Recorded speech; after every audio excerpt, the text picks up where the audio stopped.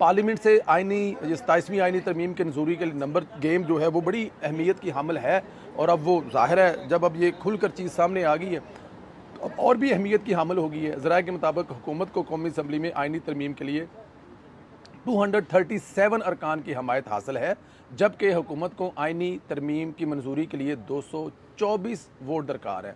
तो अगर देखा जाए तो ये तकरीबन 13 वोट जो हैं वो इस वक्त हुकूमत के पास ज़्यादा है। कौमी असम्बली में नून लीग की तादाद है वो 125, पीपल्स पार्टी के 74, MQM के 22 और पाकिस्तान मुस्लिम लीग काफ के 5 हैं। IPP के 4 अरकान भी हुकूमती इत्तेहाद का हिस्सा है। इसके अलावा ज़िया लीग, नेशनल पार्टी, बाप पार्टी का एक रुकन और 4 आज़ाद अरकान असम्बली भी हुकूमती इत्तेहाद में इस वक्त शामिल है।